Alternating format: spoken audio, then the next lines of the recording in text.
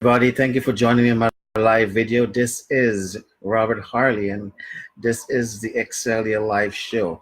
And I'm so glad, I'm so pleased that you're here for today.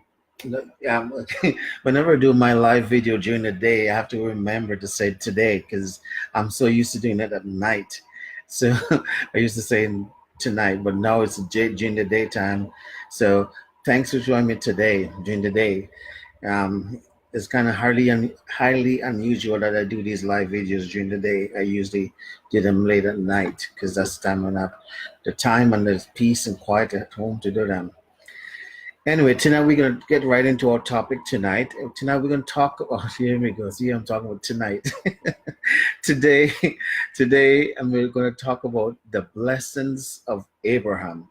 I figure since today is Sunday, this is Sunday afternoon, Sunday evening actually, since it's Sunday evening, and I figure I'll do a little something a little bit more spiritual, um, on the spiritual side. So we're gonna talk about the blessings of Abraham. Now, there's lots to say about the blessing of Abraham, and we're not gonna get in too deep into it. We're gonna just kind of scratch the surface, so to speak, when it comes to talking about the blessings of Abraham and the covenant that God cut with Abraham, the cutting of the covenant. And so we're just gonna, so to speak, scratch the surface because of time, and we're not gonna get, this is something you can really get into it on a deep level, but I'm not gonna go into it so deeply. I'm just gonna stay, on the surface, so to speak, when I'm talking about this. So, uh, so we're gonna get right into it, and we just remember that the blessings of Abraham is a blessing that belongs to you and to me. We are children of Abraham, spiritually speaking. We are children of Abraham because of the faith. We share the same faith that Abraham had when he believed God. We're gonna talk about that a little bit here. The same faith that Abraham had. Because of that faith, that's our connection with Abraham. That's what connects us with Abraham on a spiritual level. Through our faith that we have in God, the faith that believe God and trust God at His word. That's what Abraham did. He believed and trust God at His word. We're going to get into that tonight, but I just want to kind of introduce the topic to you tonight. So we're going to talk about that tonight. So we're going to talk about the blessings of Abraham and how it's affect and what's in it for you and me today. How does it affect our life today? Today in 2018, August the 5th. So let's turn to, if you have a Bible, I have my Bible on my phone, a Bible app on my phone. So if you have a Bible, a physical Bible, you can let's turn to Genesis chapter 15. Genesis chapter 15. And we're going to read, not going to read the whole chapter, but we're going to read the part through the chapter. Because this chapter talk about the covenant that God cut with Abraham. And we're going to talk about that because of the cutting of the covenant introduces the blessings of Abraham. So let's start with verse 1 of chapter 15, chapter 15, starting with verse 1. After these things, the word of the Lord came to Abraham in a vision, saying, "Do not be afraid, Abram." This is before God changed his name to Abraham. Remember, Abraham's name was first Abram. Then God, through the covenant, changed it to Abraham later on. So this was before God changed his name to Abraham. So after these things, the word of the Lord came to Abraham in a vision, saying, "Do not be afraid, Abraham. I am your shield and exceedingly great reward." But Abraham said, "Lord, what will you give me, seeing I go childless, and the heir of my house is Eliezer of Damascus?" Then Abraham said, "Lord, now look, you have given me no offspring. Indeed, one born in my house is my heir." And behold, the word of the Lord came to him, saying, "This this one shall not be your heir, but one who will come from your own body shall be your heir, meaning Sarah, from his wife Sarah. He shall be your heir. Then he said, where was I? Can't interrupt myself. Shall be your heir from your own body shall be your heir. Then he brought him outside and said, okay, let's skip down there. Okay, let's read the whole thing. Brother said, now look towards heaven and count the stars if you're able to count them. And he said to him, so shall your descendants be. Then he believed God, and God counted it to him for righteousness. So right there, that was the faith of Abraham. And he, Abraham, believed the Lord, and he, the Lord, counted it to him, Abraham, for righteousness. So see, God, because he believed the Lord, the word of the Lord that God spoke to him, God counted it to him as righteousness. That's the faith of Abraham.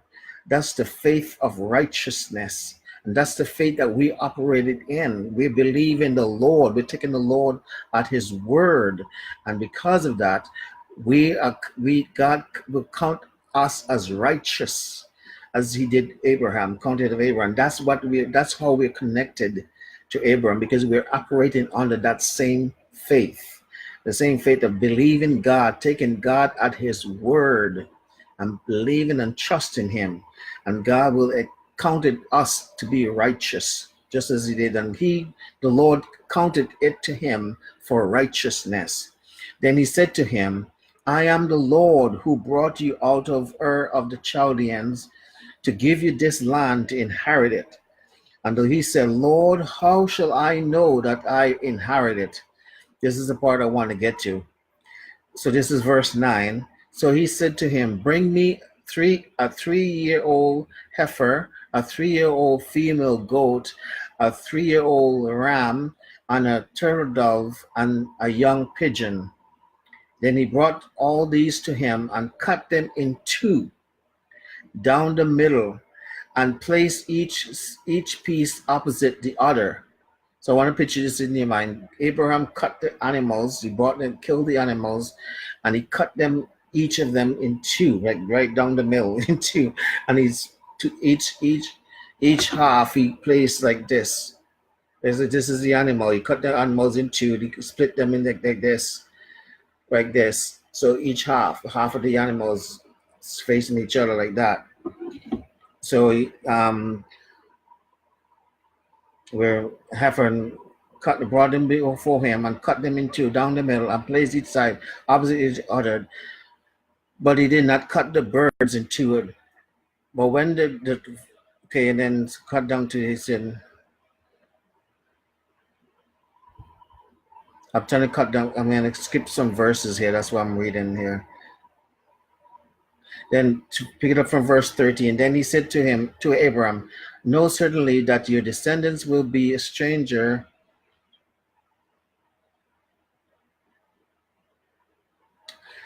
Okay, stranger in a land that is not theirs, and will serve them, and they will be afflicted for 400 years.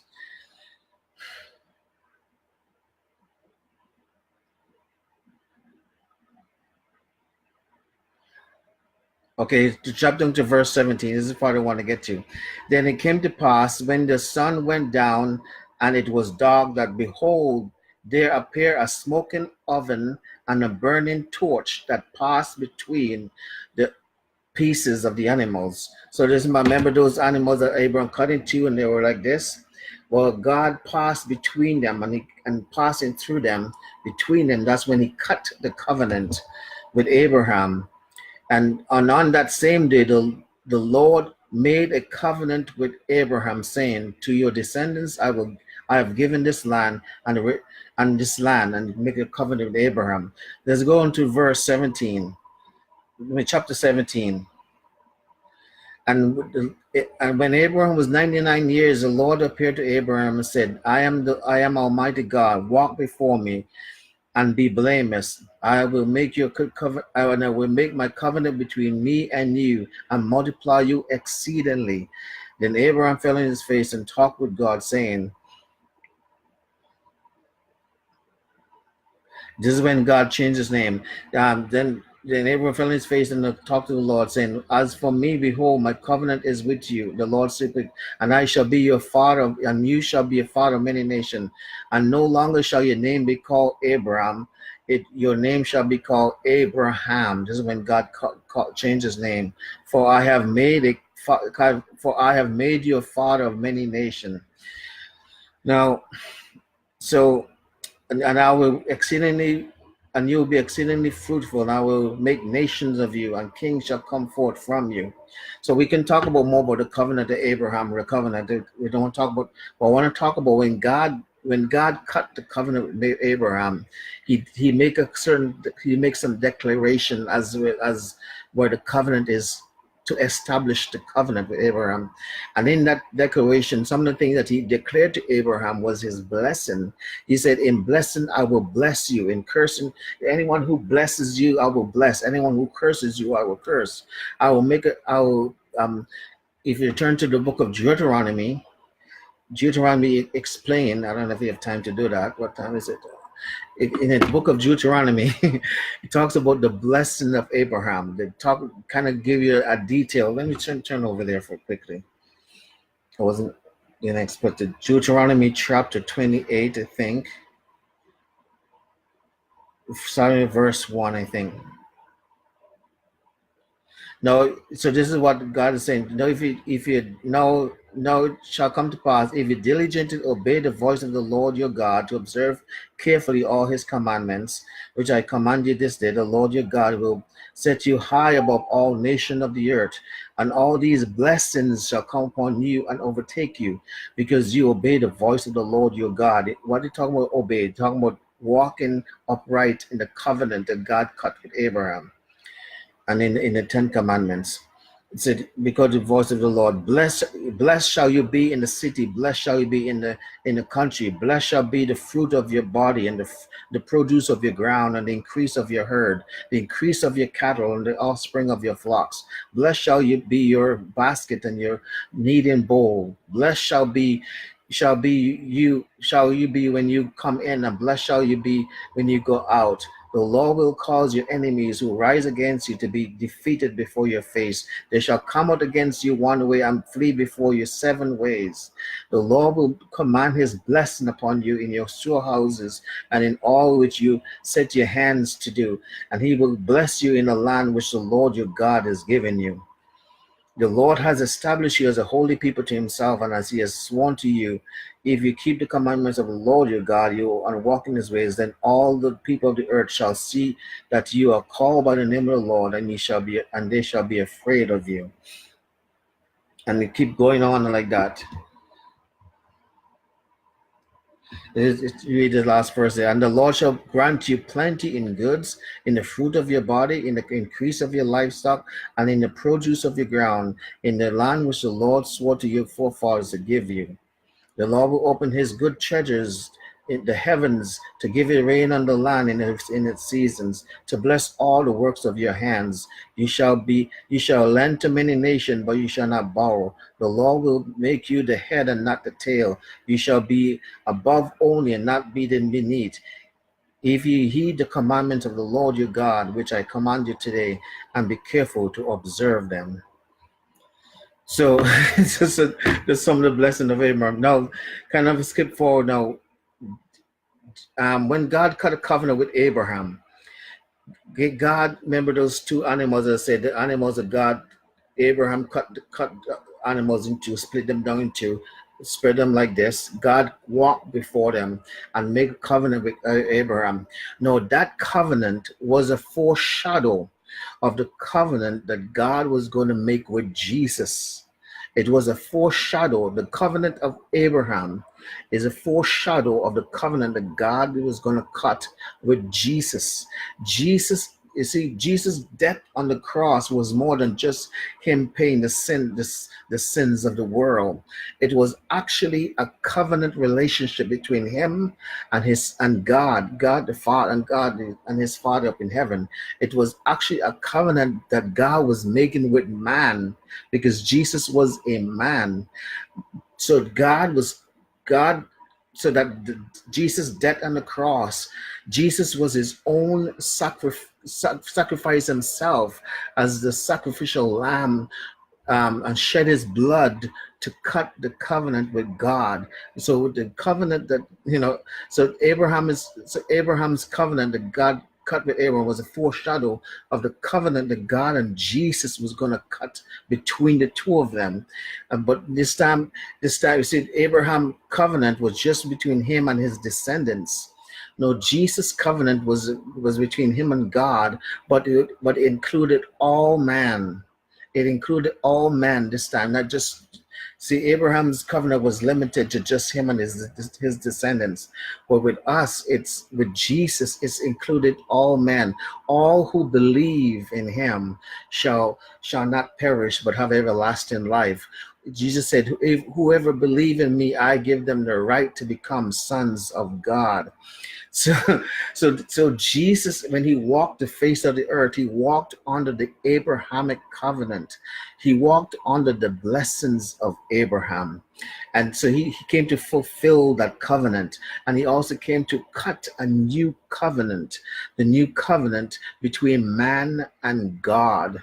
Between man and God, but in reality, it was because Jesus was the Son of God, but he did not walk the face of the earth as a Son of God.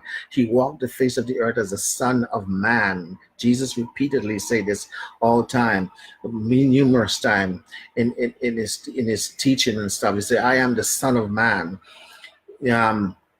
Could get into that too, but so he cut the covenant between him and God. Because of that, we now as children, those of us who make Jesus Christ the Lord of our lives and confess, accept the finished work on the cross, we now become sons and children of God. But we also have the blessing of Abraham on us. Remember the word bless. The word bless is one of those words of numerous meaning, and one of the meaning of the word is God, forgotten. So the one of the word of to empower to prosper. I have so much thing going through my mind. I kind of kind of trying to connect all the dots together here in my mind. So I'm speaking and connecting the dots in my mind. So the word bless, one of the meaning of the word bless, it means to empower to prosper. So when we walk in the blessing of Abraham, we're walking in the empowerment to prosper. We have the right to prosper. We have the right to prosper in all areas of our lives. It's part of our covenant right with God. It's part of the covenant that Jesus and God, or God and man, the man Jesus, cut together. We're in the blessing of Abraham. We have the covenant right to be blessed, to be prosperous, to be rich, to be well off, to be in good health, to be in good relationship, to not be brokenhearted. And Jesus came to heal the brokenhearted. He came to heal the sick. He came to deliver the people, set the captives free. So all of these things, study the New Testament. The New Testament is all about the new. That's why it's in the new covenant between God and man, or between God and Jesus. It's the same thing, because Jesus is a man. Although he was the Son of God, he walked the face of the earth as the Son of Man. And that's important for us to know and to believe and to acknowledge, right? That he walked the face of the earth as the Son of Man, not as the Son of God. Even the devils, remember when Jesus did a couple times, when Jesus was going to drive out demons out of people, he said a couple times the demons say, "What have we to do with you, Jesus, the Son of God? We know who you are." And Jesus told them to be quiet. Why? Because they did not want to acknowledge Jesus as the man. They always wanted to put him back into that God class and said, "You're God, you're Son of God." What have we to do with you? What authority do you have here on this earth? Jesus had to tell them, be quiet. I'm not the son of God. I'm a son of man. I'm here as a as a man, operating on the authority of a man. And I'm telling you to be quiet and be cast out, be gone. And they had to obey him as a man operating under the Abrahamic covenant, anointed by God.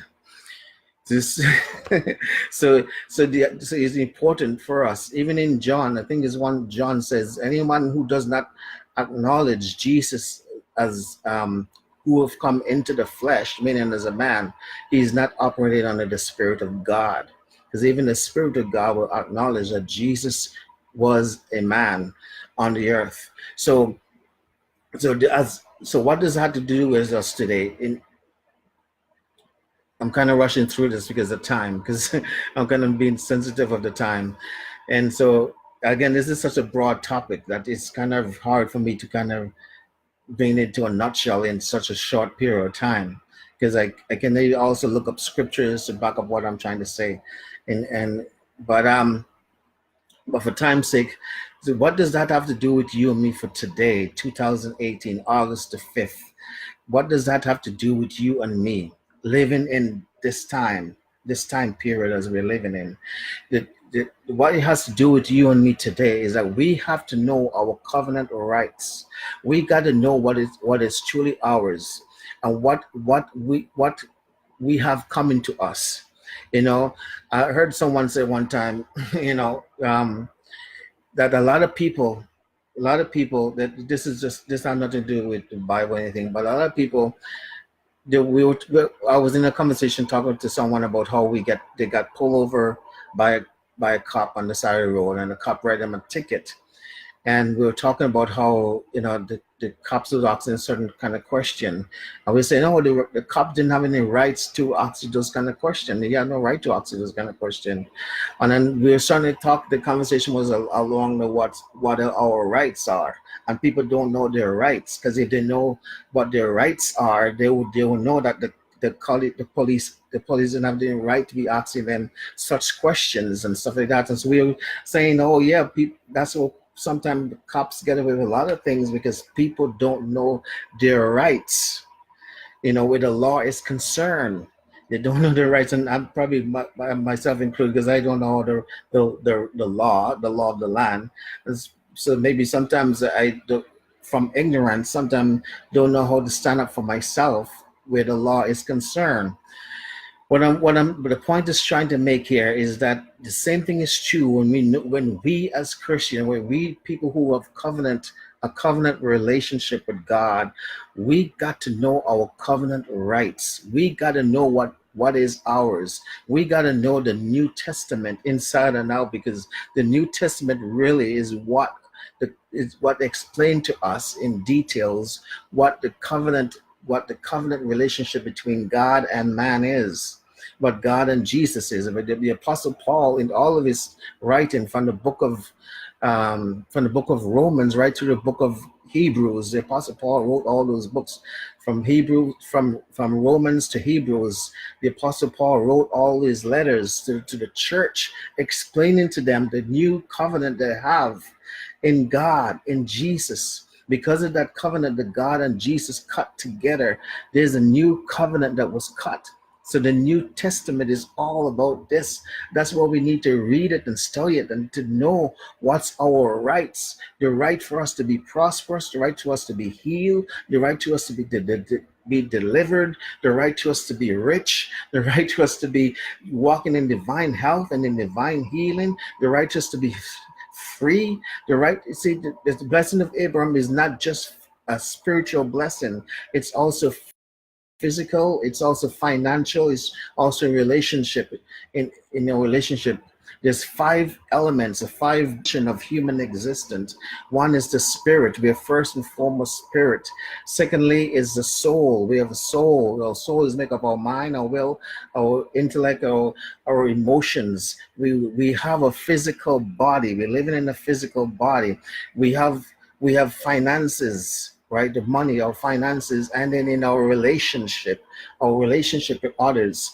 These are the 5 dimensions of the human all human, 5 dimension of human, right? And God wants us to prosper and be blessed in all 5 of these areas. All 5 of these areas, we need to be walking in victory. We're walking in prosperity. We're walking in in fullness in all of these areas of our lives. We want to be blessed financially.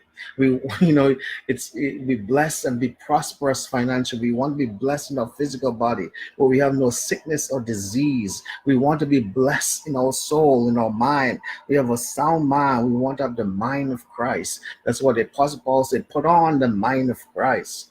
We want to be blessed spiritually. We want to be born again spiritually. Spiritually speaking, we want to be born again, because that's where it all starts. It starts in our spirit, born again. That's where it all starts. We first start, we be born again. Jesus explained how we be born again, so we want to be that. We want to be in good relationship with other people, in our families. Have prosper in our relationship with others, having peace and love in our relationship. So in all 5 areas, we should be prospering. We should be experiencing wholeness, because that is part of our covenant. Think of the covenant that we have with God as a pie divided in 5 areas. Think of it. Think of a pie, and the pie have 5, and each slice represent one of the 5 human dimension. So God don't want any of the pieces of the pie missing on your life.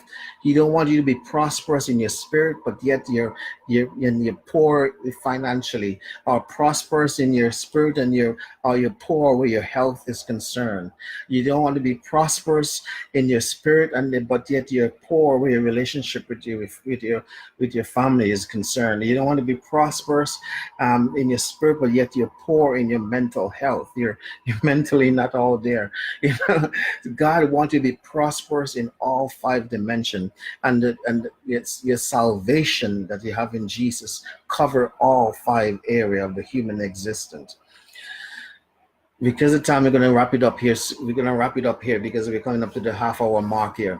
But again, where does that come down to us is we got to know our covenant rights. We have the right to be prosperous. We have the right to be rich. We have the right to be healed. We have mental soundness. We have the right to be born again, become children of God in Christ Jesus. We have the right to be having a good relationship with people, with those around us. It started with our immediate family and then spread out. Starting from your immediate family and then spread out, having a relationship with everybody. That we were walking in prosperity in all 5 areas of our lives, all 5 human demon existent, your spirit, your soul, your body, your finances, and in your relationship. We have the right to be prosperous in all 5 areas of our lives. Nothing missing. Remember I did a video a few months ago now, I guess a few months ago. I did that video, a live video on shalom. The word shalom means nothing missing, nothing broken. That's shalom. That's what, nothing missing in your life physically, spiritually. Shalom, nothing missing in your life. A soul, in your soul, in your soul, in your mind, your will, your emotion, your intellect. Nothing missing, nothing broken. Physically, shalom, nothing missing, no sickness or disease. You're in perfect health, in good health. Shalom, nothing missing, nothing broken. In your finances, you're not in lack, you're not in debt, you're not in need and want of finances. Why? Because God bless you financially. You have more than enough to meet your own needs and the needs of others. Shalom in your finances, nothing missing, nothing broken in your finances, and shalom in your relationship with others, starting with your immediate family and then spread out from there. Nothing missing, nothing broken in your relationship. Shalom. You have nothing missing, nothing broken in all 5 areas of your life. So We need to know these things so we can walk in the fullness of it in the name of Jesus. So I hope you guys get something out of this. I kind of, again, because of time's sake, and it's kind of scratched the surface of a lot of these things that I talked about here. We could get into more and more in depth with a lot of these things here, but because of time, we could look up more scriptures and stuff like that to back up what I'm saying to you. But again, I just hope you guys get something out of it. I hope you guys were touched and blessed by what I said. And thank you everyone for joining me. I hope you guys will tune in again. Next time I'm here doing my live. Probably next time we'll continue with the ABCs of success. But until then, God bless you. I love you. Peace.